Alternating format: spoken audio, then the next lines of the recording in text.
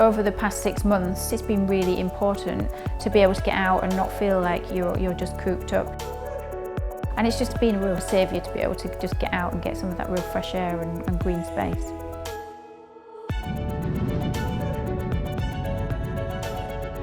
My name's Sally and I'm living in Chingford, which is on the edge of Epping Forest. Epping Forest is London's largest green space, and what makes Epping Forest so special is you've got all this green space on your doorstep, so we're literally on the edge of the city, but it feels like you're miles away. It's a really unspoiled, vast forest space. It's very beautiful, it's very picturesque, it's very green.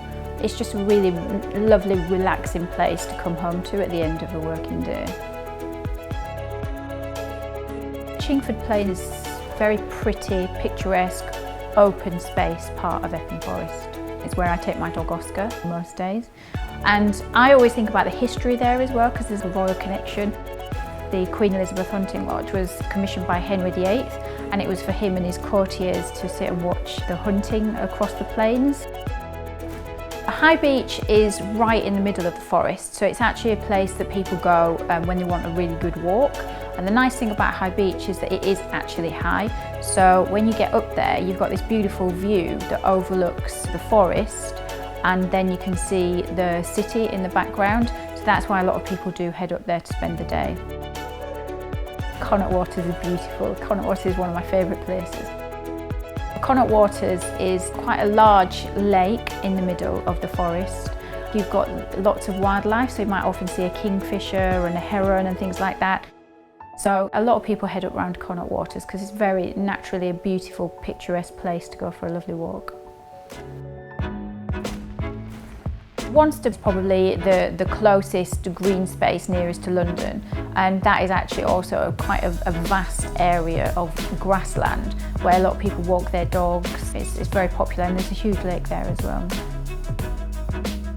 There are loads of really nice restaurants in the area.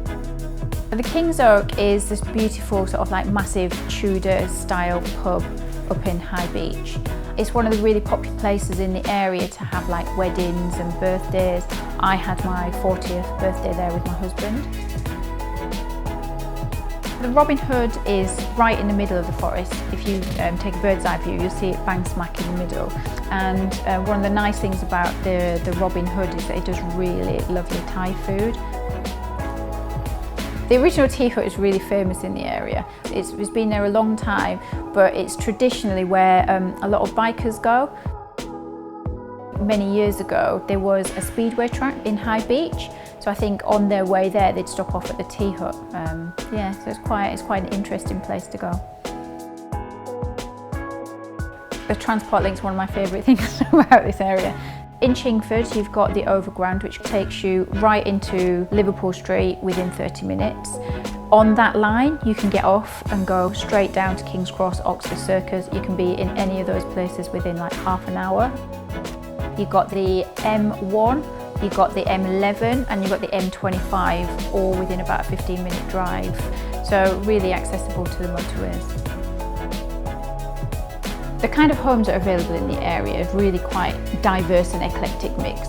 You've got some affordable and accessible flats, and then you've got some terraced houses, and then you've got a lot of bigger homes, more like the mansion types. So you've got a real mix of properties in the area.